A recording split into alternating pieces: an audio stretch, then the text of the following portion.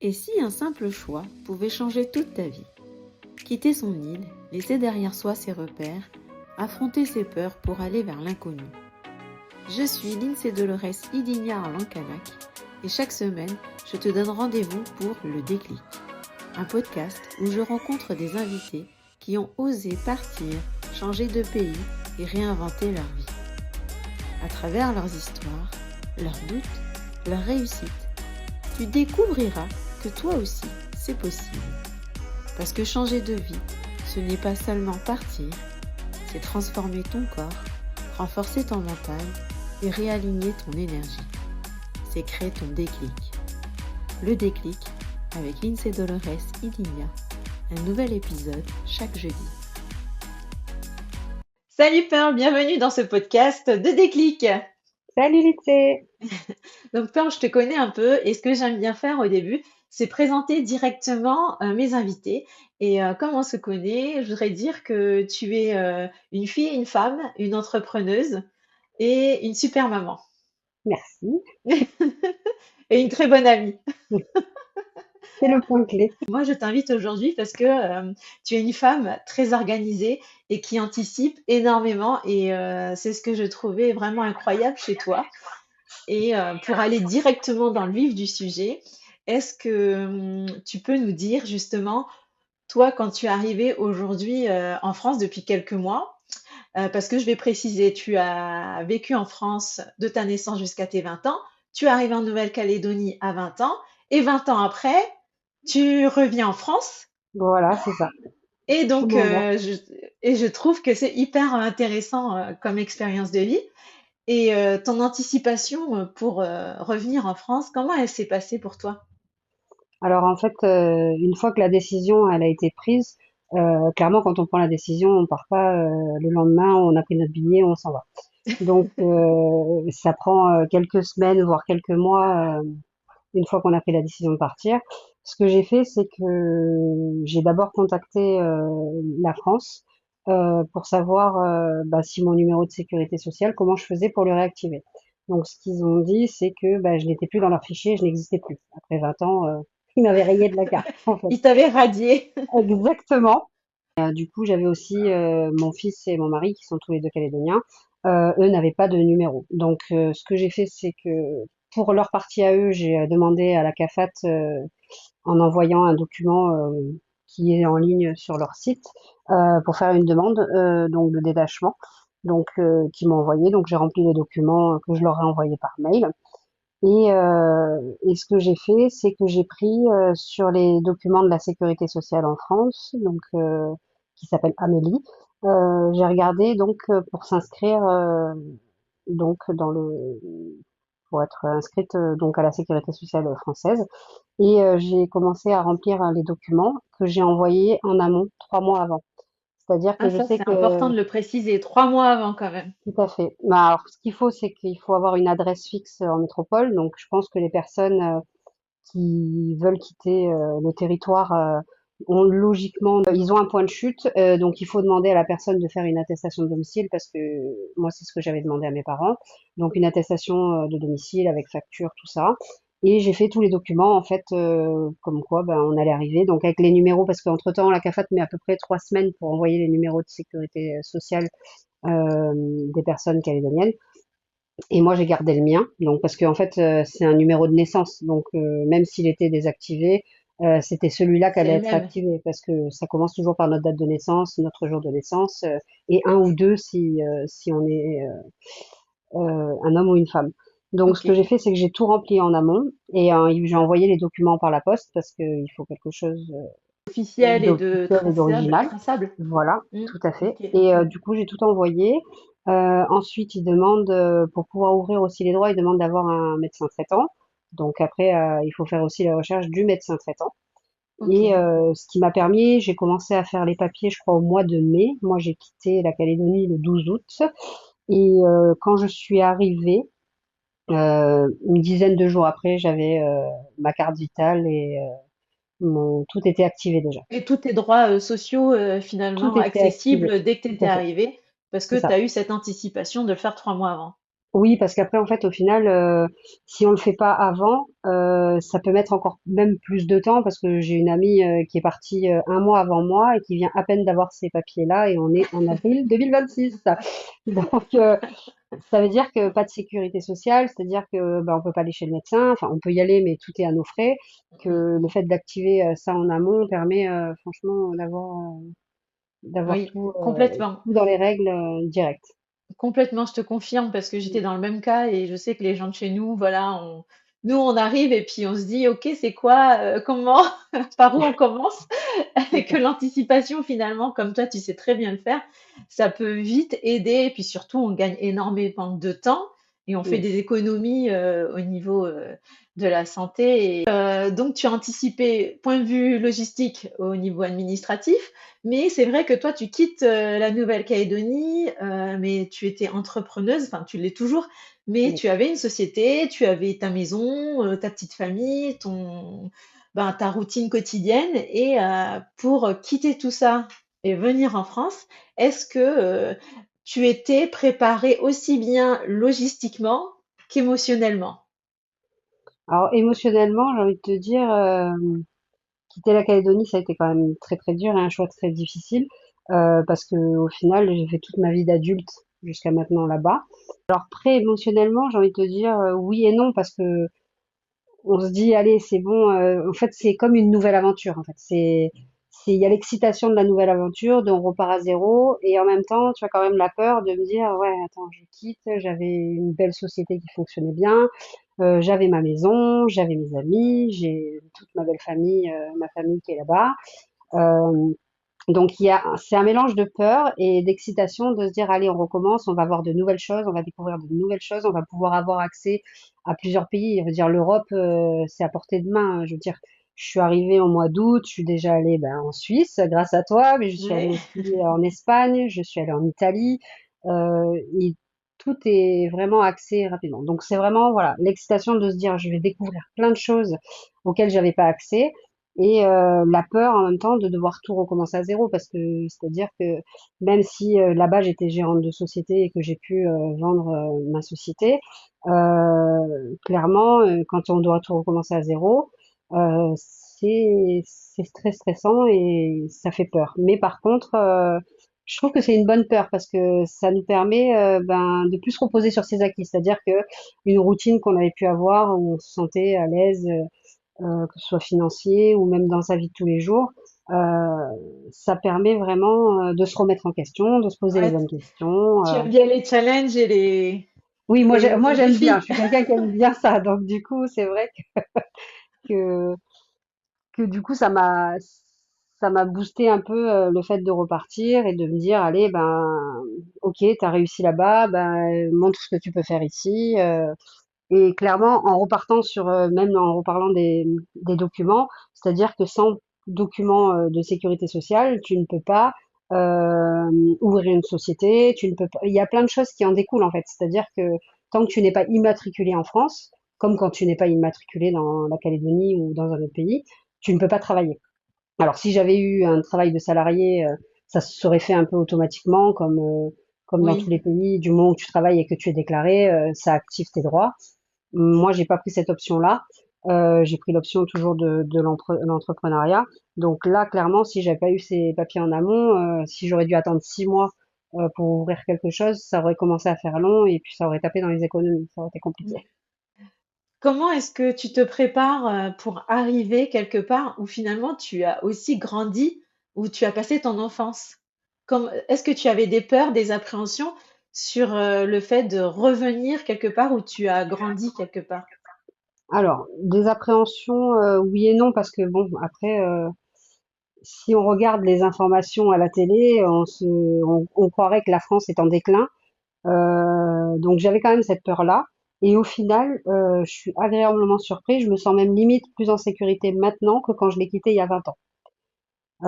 Donc là, peut-être Parce parce que que c'est j'ai une vrai que vision les d'adulte. infos, effectivement, que les infos, de toute façon, c'est comme ici, les gens de la Nouvelle-Calédonie, ils ont l'impression qu'en fait, C'est on est ça. toujours en état de guerre et que c'est le why, Exactement. alors que ça a changé depuis, même au moment où nous, on a quitté le territoire.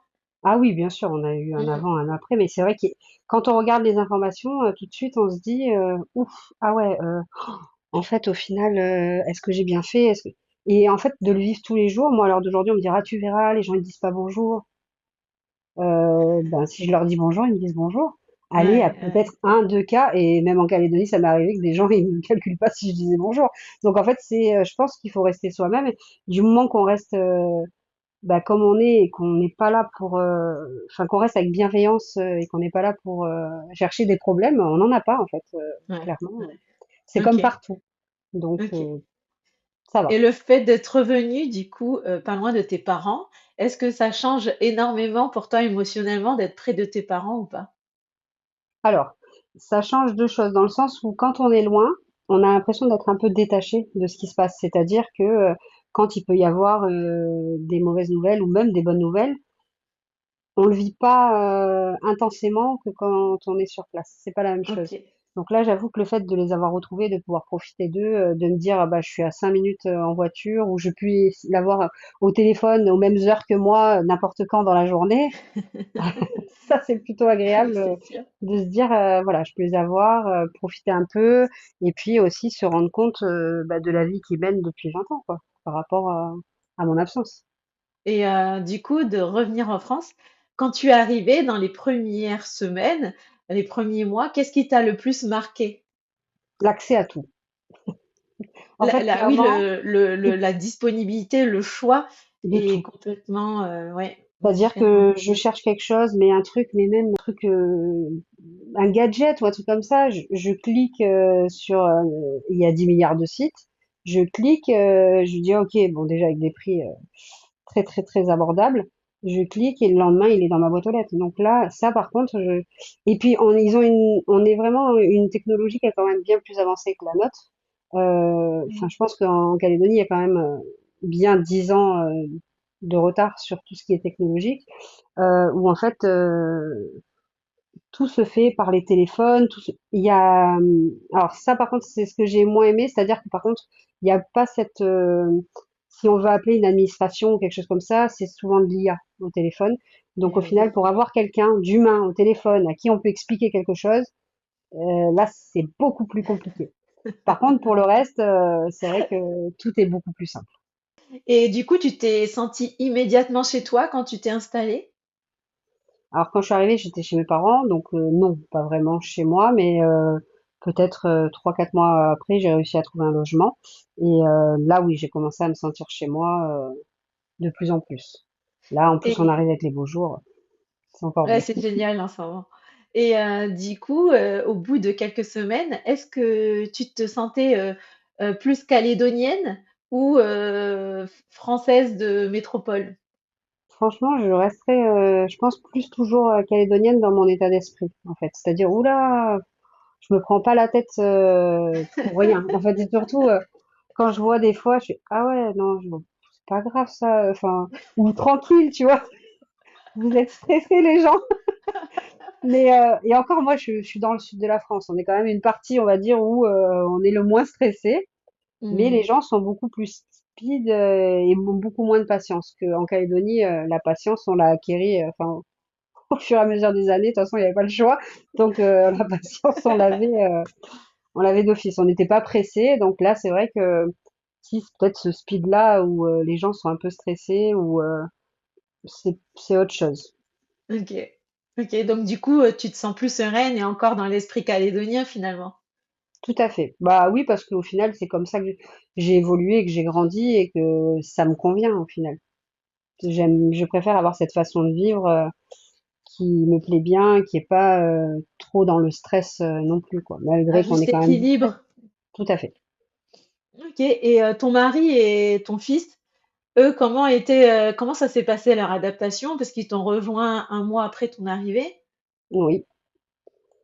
Alors, ben, Ethan, c'est vrai que, donc lui, 15 ans, là, maintenant, il est arrivé, il n'avait pas fini sa quatrième, il est rentré directement en troisième après un mois que l'école avait déjà repris en métropole. Donc là, il s'est retrouvé directement dans le bain de nouveaux visages, des nouveaux profs, un nouveau rythme. et une école en fait qui est quand même assez. J'ai pris une école privée et du coup qui est assez sur les résultats, porté sur les résultats. Donc pour lui, c'est le démarrage a été un peu plus compliqué. Et maintenant, par contre, voilà, le temps de se faire des amis. Il est resté quelques mois, les 2, 3 premiers mois, peut-être un peu bloqué à rester tard le soir pour pouvoir parler avec ses amis calédoniens. Et la tendance s'est inversée là depuis 2, 3 mois où maintenant, au final, je vois que il est plus en lien avec les gens autour de lui, dans son collège, aux alentours. Et par contre, voilà, il peut faire plein d'activités où au final, il a plein de choix. C'est-à-dire pour sortir, pour faire des choses, il a plus de liberté. Je pense que je lui laisse plus de liberté que je lui en laissais peut-être en Nouvelle-Calédonie. Ok. Et ton mari? Et mon mari, bah écoute, pour lui, ça a été aussi le plus difficile par rapport à ses frères et sa De famille quitter qui sa sont famille, ça restés. a été plus dur pour lui? Ouais, je pense que oui, ça a été le plus compliqué. Bon, j'ai un mari en or et du coup qui a accepté de me suivre dans mes décisions. Mais en fait, là, il s'adapte. Même là, je lui demande, je dis, bah écoute, tu es bien. Il dit oui, franchement, moi j'ai pris mon rythme, je me sens bien. Donc ça, c'était le plus difficile, c'est au début. C'est-à-dire que quand on voit la famille régulièrement, tous les week-ends, même plusieurs fois dans la semaine, de passer à rien du tout et de se retrouver, on va dire juste nous trois, parce que en fait enfin notre famille, c'est nous trois et ses deux fils aussi qui lui manquent énormément. Mais il s'est quand même bien adapté malgré le froid, on va dire, de la première Malgré année. le froid, ouais, son premier hiver a dû être rude. Oui, le premier hiver, j'avoue que pour mon petit mon petit indonésien, mon petit javanais, c'était un peu raide. Mais après, ça va.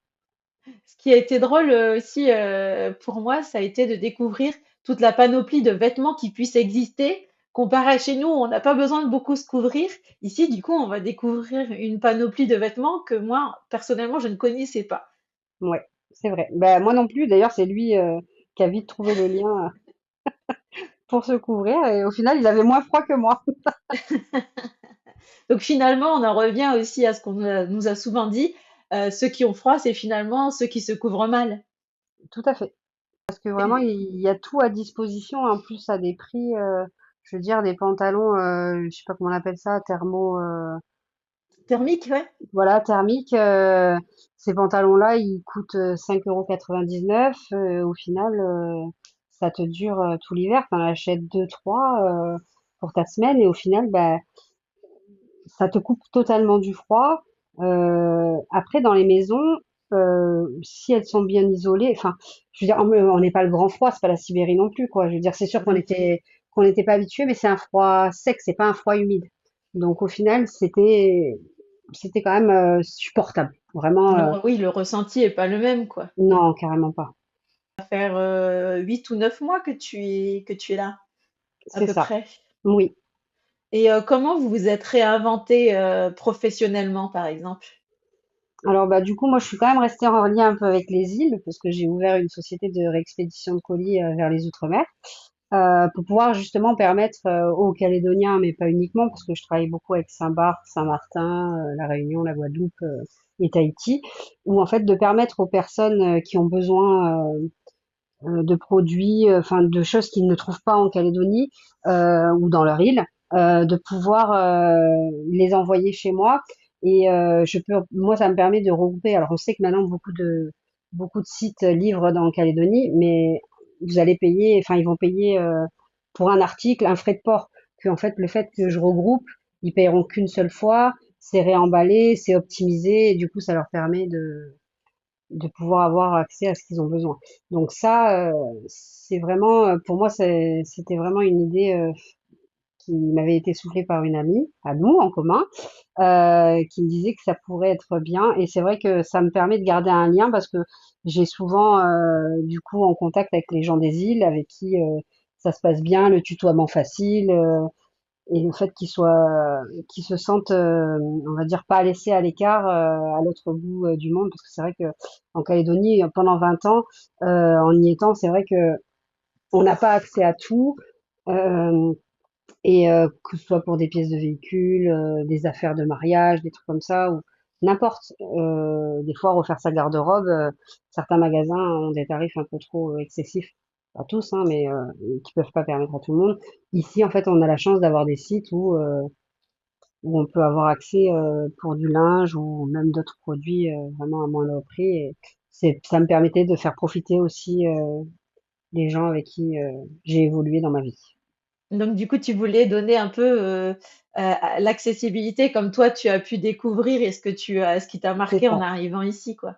C'est une sorte de partage en fait, c'est-à-dire que Ouais. je reste encore en lien avec eux et je leur permets de bénéficier des bons plans. Si je trouve des trucs en solde, des choses comme ça, je préviens sur ma page pour pouvoir leur donner accès et qu'ils puissent aussi se faire plaisir quand ils en ont envie. On mettra le lien de ta boîte s'il y a des gens qui sont intéressés. Ah bah c'est gentil. Et pour ton mari, comment est-ce qu'il a rebondi, lui? Alors lui, on a ouvert pareil une micro-entreprise. À savoir qu'une micro-entreprise, en fait, c'est comme une patente en fait en Calédonie. Ça s'ouvre très très vite en l'espace de allez, ça se fait tout en ligne, hein. En 1 heure ou deux, on remplit tout ce qu'on a besoin et après on reçoit bah, notre numéro. Donc là-bas, c'est le numéro de sirène ou sirette. On reçoit en fait, c'est comme le même numéro de ridette qui nous permet de commencer à travailler. Donc lui, il a ouvert une société de services dans le bricolage, dans le jardin, un peu de tout, multiservice. Le plus difficile, c'est vrai que on est dans un grand pays où, par exemple, nous, dans notre ville, on est 300 000 habitants. C'est-à-dire qu'on est plus que ce qu'on était sur toute l'île de la Calédonie. Donc, clairement, de la concurrence, il y en a, mais il faut savoir se faire connaître. Donc, c'est peut-être le point où, au début, si on n'a pas le bagou, le développement facile, enfin, c'est peut-être le petit frein qui va mettre aux gens. Mais en final, les gens restent hyper ouverts et il suffit d'avoir après, comme en Calédonie, le bouche à oreille, ça marche très très bien. Là, du coup, il y a du boulot, ça, c'est plutôt pas mal. Ok, c'est vrai que souvent on dit il suffit d'un client pour pouvoir percer et après, Tout à fait. une fois que tu fais bien le travail, ça se multiplie avec le bouche à oreille assez Exactement. facilement. C'était le cas en Nouvelle-Calédonie, mais tu nous dis qu'en France c'est pareil aussi, c'est le cas Ah oui, oui, oui, pour c'est le pareil, coup. parce que tout le monde a l'ami d'un ami d'un ami, quelqu'un qui recherche. Tout le monde met des annonces. On a pas mal de sites en France comme Allo Voisin, Travaux.com, Wikasa, plein de choses où en fait qui mettent en relation les particuliers avec soit entre particuliers, soit avec des entreprises, qui permet en fait, c'est des applications en plus qui sont gratuites pour la plupart. En tant qu'entrepreneur, tu peux payer pour justement avoir une place, mais bon, on est de l'ordre de 29 € par mois, donc ça reste pas très très très Ouais, très ça va. excessif. Donc c'est plutôt pas mal. Et ça permet vraiment de se faire connaître un peu plus facilement. Et après, comme partout dans le monde, hein, les réseaux, il faut Ça aide. toujours rester actif sur les réseaux parce qu'il y a toujours quelqu'un qui va tomber sur ta page. Et du Mais le coup, bouche à oreille. tous les Oui. deux, du coup, est-ce que vous aviez l'impression de repartir complètement à zéro ou bien de redémarrer à zéro avec des bases solides? Plutôt ouais, redémarrer à zéro avec des bases solides. C'est-à-dire que Ok. maintenant, les erreurs, on les a faites. C'était pas ma première entreprise. J'en ai eu plusieurs en Nouvelle-Calédonie. Donc maintenant, on connaît les erreurs à pas commettre, vers quoi s'orienter. Et puis, on a peut-être plus de confiance en soi par rapport à ce qu'on peut faire, à ce qu'on sait faire. Hmm. On est moins hésitant. Dans 5 ans, comment tu te vois? Est-ce que tu t'es projeté déjà en tant qu'entrepreneur? Je sais qu'on aime bien projeter toujours 3, 5, 10 ans par exemple. Est-ce que toi, tu t'es déjà projeté ou pas encore?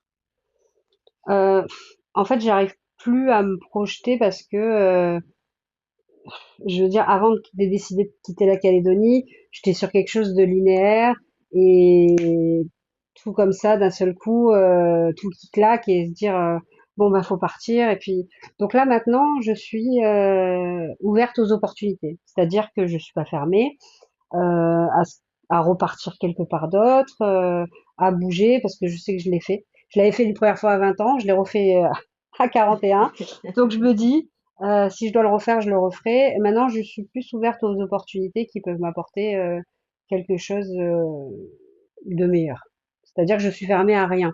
on rencontre toujours des gens dans la vie qui peuvent nous proposer des choses.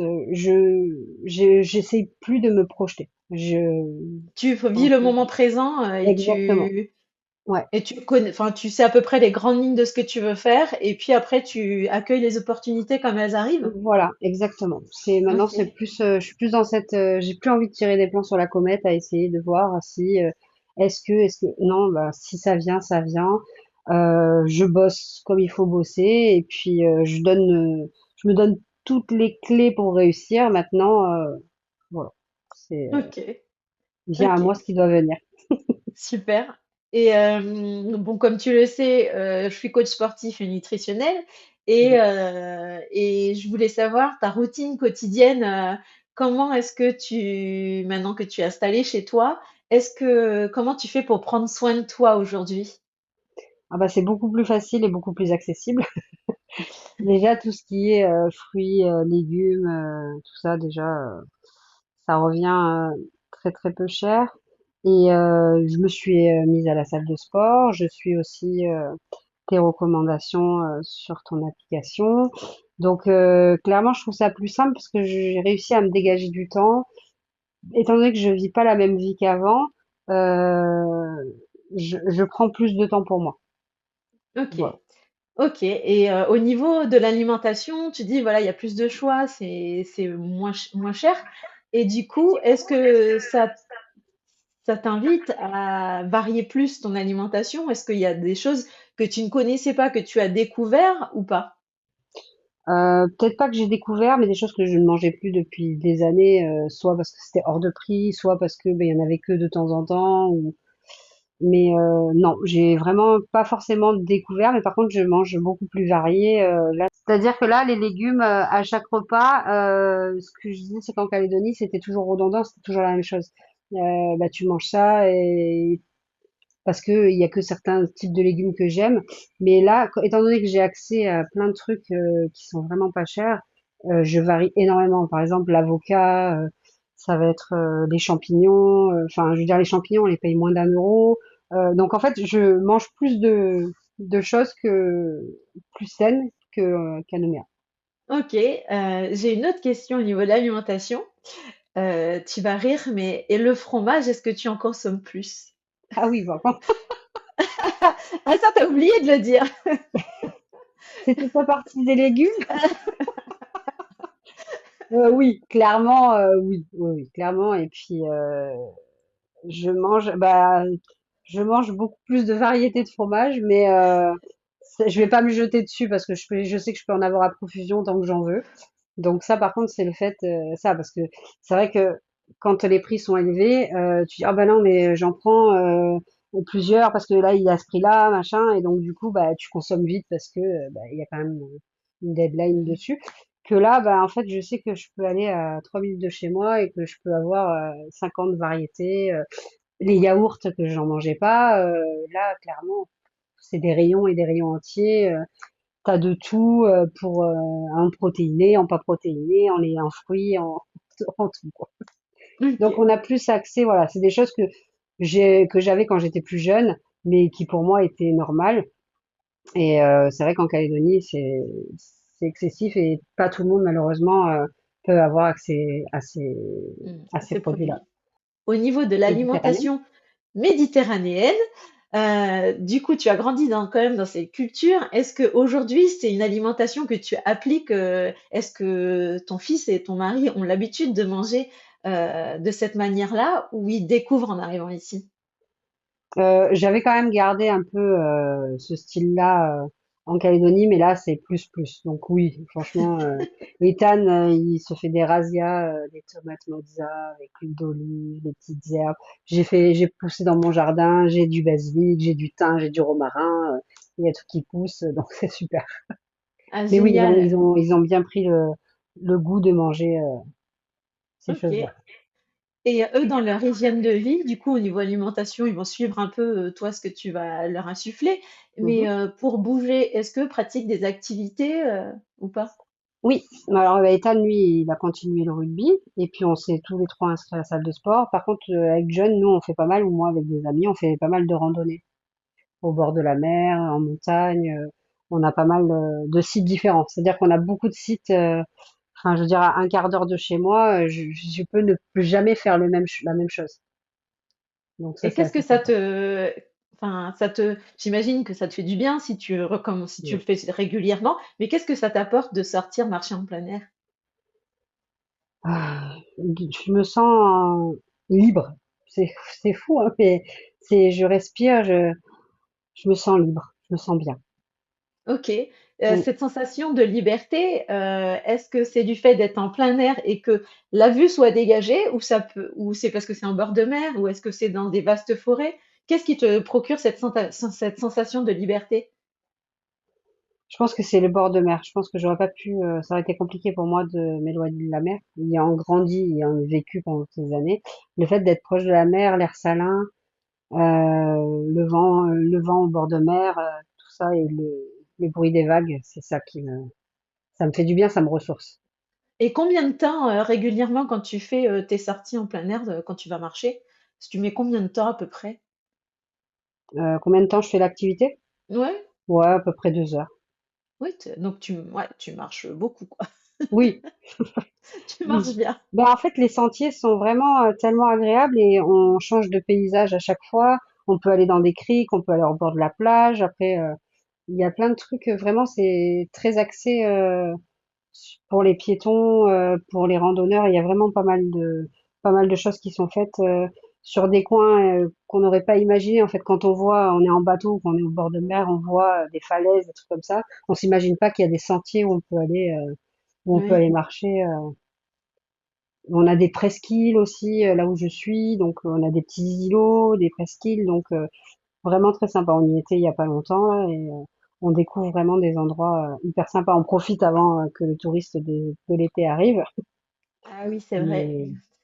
mais là c'est vrai que du coup on a l'impression d'avoir tout pour nous en fait. C'est-à-dire que la plage, il y a personne.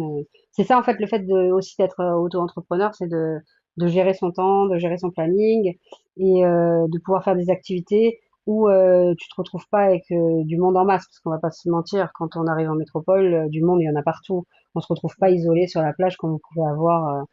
Donc ça, c'était ce qui pouvait manquer. Mais le fait qu'on soit auto-entrepreneur, si on se dit, ben voilà, ce matin, ben j'ai rien, ben ce matin, je vais aller marcher pendant 2 heures et je vais être seule, je vais rencontrer personne ou très très peu de monde. Et on a ces magnifiques paysages. Et puis là, on est vraiment au printemps, donc c'est-à-dire qu'il fait 20, 23 degrés, il fait super bon. C'est fait ni trop chaud ni trop froid. Toutes les fleurs, ça sent bon. Enfin, c'est hyper agréable. C'est génial. Et du coup, les différentes saisons que vous avez connues depuis votre arrivée, comment vous les avez traversées au niveau de la santé? Est-ce que vous êtes senti plus fort, plus faible? Ça a été compliqué de s'adapter ou pas? Franchement, non. Enfin, en tout cas, pour cette première année, les transitions, elles ont été plutôt douces. C'est-à-dire, après, comme je répète, hein, dans le sud, on n'a pas du moins, on n'a pas, je veux dire, en plein hiver, il faisait 8, 9, mais dès qu'on se met au soleil, en mois de décembre, je suis partie faire les calanques de Cassis, j'étais en t-shirt. Donc, on n'a pas non plus un climat. Donc, franchement, il y a que chez toi que j'ai eu vraiment froid. Quand on Oui, arrive chez dans nous, il les y a les moins, moins. voilà. Oui, mais c'est d'autres paysages, donc c'est super sympa. Non, là, franchement, pas vraiment, pas malade, pas de crève, et je pense qu'au fil, l'hygiène de vie aussi fait que on passe mieux les saisons. C'est-à-dire Ok. que enfin, je bois, mais j'ai pas attrapé de grippe, j'ai pas attrapé de crève, pas d'angine. Tout allait bien parce que ben on se couvrait et que on mangeait bien, donc ça allait. Là, pour aller vers la fin de notre échange, si aujourd'hui tu voulais passer un message à ceux qui justement souhaiteraient changer de vie, aller explorer ailleurs, parce que le but du podcast c'est quand même d'inspirer les gens qui se posent toutes ces questions mais qui ont peur, sans forcément les inciter à quitter le territoire, mais juste à aller voir autre chose pour dépasser leur peur et pourquoi pas rentrer après sur le territoire. Mais quels conseils tu penses leur donner pour les aider?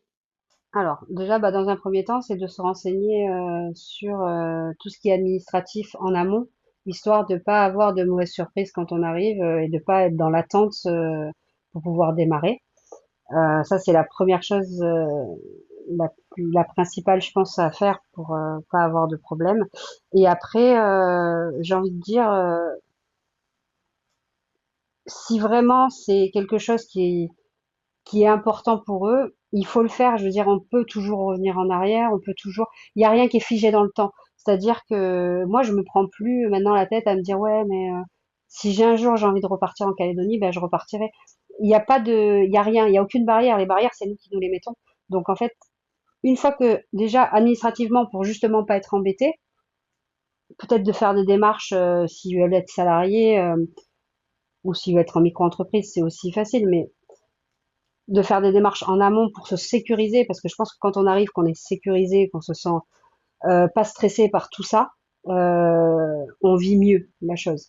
Puis moi, je pars du principe que je suis là, je sais pas combien de temps je vais être là, si je vais rester, si je vais pas rester, et de profiter de tout ce que, à l'heure d'aujourd'hui, la France peut m'offrir, ou même l'Europe autour, et de profiter de tous ces beaux paysages et pas de rester casanière et de rester dans mon état d'esprit et de rester avec des œillères et rester fermé sur ça. C'est de profiter parce que vraiment chaque ville, chaque pays a quelque chose de magnifique à nous offrir, donc il faut en profiter. Ah, merci pour ce beau message. Et puis, je te remercie d'avoir pris le temps Ben, pour avec partager ton plaisir, merci à témoignage, toi. parce que j'espère que ça va aider beaucoup de gens Ben, qui me posent j'espère des aussi. questions chaque semaine. Et voilà. Et si jamais on veut faire appel à tes services ou au service de ton mari, je vais mettre le lien et puis comme ça, ils pourront vous contacter. Et Avec puis plaisir. voilà. Merci encore pour ce temps Merci que à tu nous toi. as donné. Et puis à Avec grand bientôt. plaisir. À très bientôt. Merci d'avoir écouté cet épisode des Déclics. Si cet échange t'a inspiré, n'hésite pas à le partager autour de toi, à quelqu'un qui rêve de partir, de changer de vie ou simplement d'oser un nouveau départ. Tu retrouveras en description toutes les coordonnées de notre invité ainsi que les miennes si tu ressens le besoin d'être accompagné sur ton corps, ton mental ou ton énergie. Et si tu as des questions, des retours ou même des idées pour les prochains épisodes, je serai ravie de te lire. Tu peux aussi nous retrouver sur Spotify et Apple Podcast et soutenir Déclic en laissant un avis ou en partageant au maximum. Peut-être que ce simple partage sera le déclic de quelqu'un d'autre. Je te dis à jeudi prochain pour un nouvel épisode du Déclic.